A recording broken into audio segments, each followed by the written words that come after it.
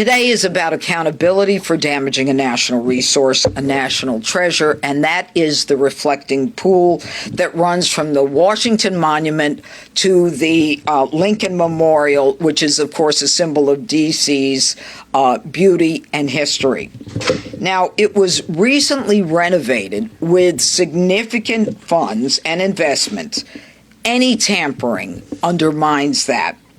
And make no mistake, if anyone decides they want to damage that, whatever they think their reason is, or whether they think it's justified, or whether they think it's not important, will be held to account.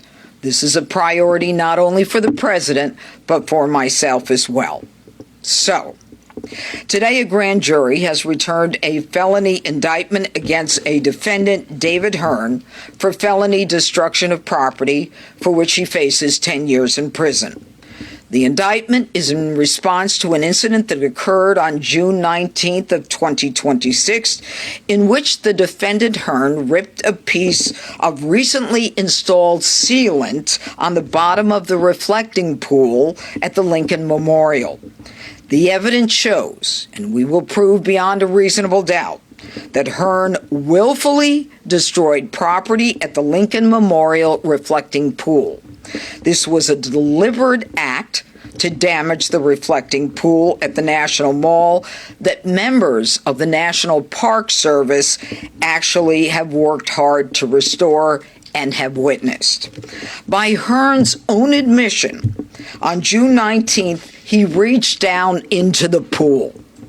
Our evidence further shows that the National Park Service employees observed Hearn actually forcefully and violently pulling up and removing the bottom liner with both hands.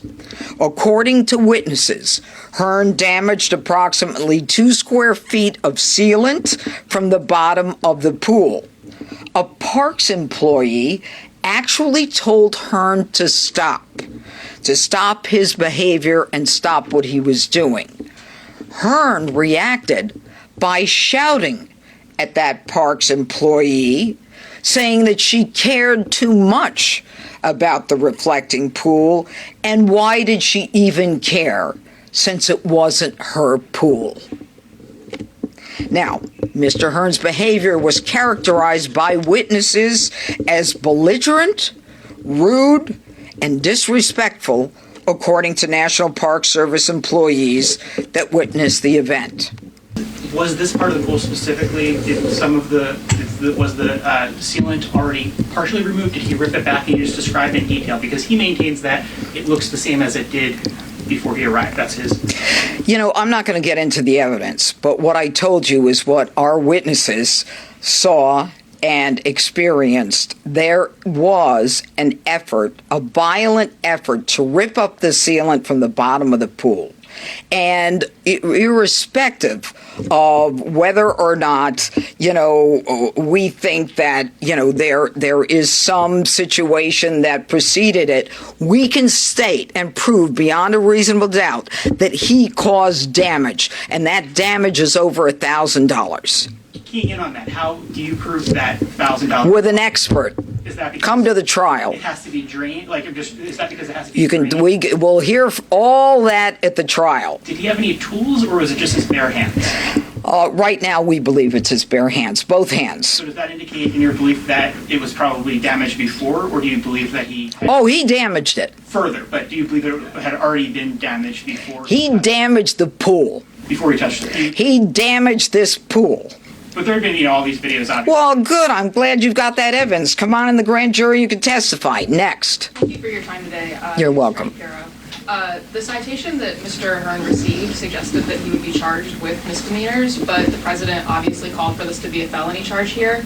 Did you ultimately decide to charge this so harshly at the president's direction? I didn't charge anything harshly. I charge according to the evidence. When we have witnesses, when we have the defendant on record saying things that are not true, and we have witnesses who are disinterested, who have no motive to lie, they have no agenda, they're just working there, and they are actually witnessing damage to a national monument, we're going to go forward. Now, My office reviews all citations. Everything that the police do in this jurisdiction is reviewed by my office. We review it. This is a case with tremendous evidence, and this is a case where the evidence dictates where we land. She was asked specifically about, wasn't there damage before? Was this pulling up something that was perhaps already coming loose? She didn't answer that question, whether there was a tool or bare hands, because the president claims somebody went in with a knife, right, and damaged it. She said bare hands, but that the damage resulted in about 2 square feet, Caitlin. Yeah, what is really interesting in how they're presenting this is they're trying to make an example of David Hearn here.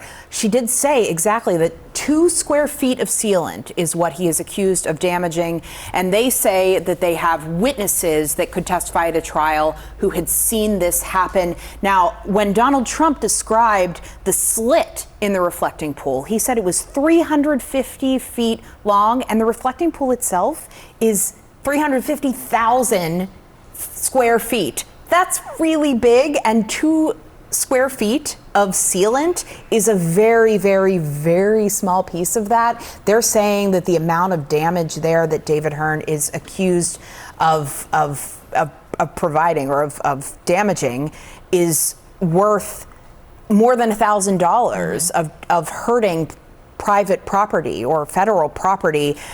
Clearly, she also is leaning into the witnesses who believe that he was being belligerent, rude, and disrespectful, although I will say that is not a crime. Well, that's what I was going to say to you in terms of, and I could see, Richard, you reacting to some of that during this press conference. It is not a crime to be rude or disrespectful, right? Perhaps, we wouldn't like to see it, but that is not a crime. I thought it was interesting, too, she had said repeatedly, we can prove this beyond a reasonable doubt. He caused this damage. That evidence is going to be key here. She did not really answer a question, was asked more specifically about evidence, asked about pictures, because this came up at the time. How critical is that to proving this beyond a reasonable doubt? I think the investigation here is going to be fairly simple.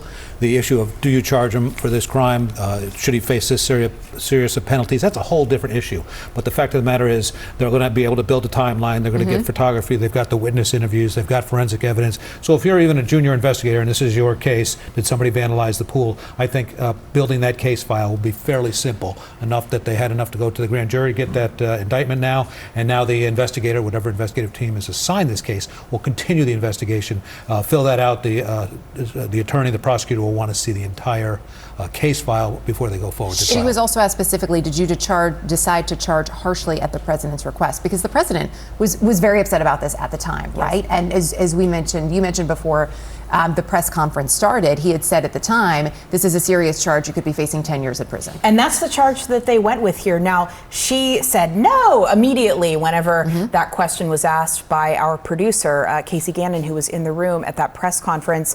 And Pirro, she's knocking that down, but she also is leaning into this idea that there should be accountability for damaging a national treasure. That sounds very like something that Donald Trump has been saying since we were seeing this happening.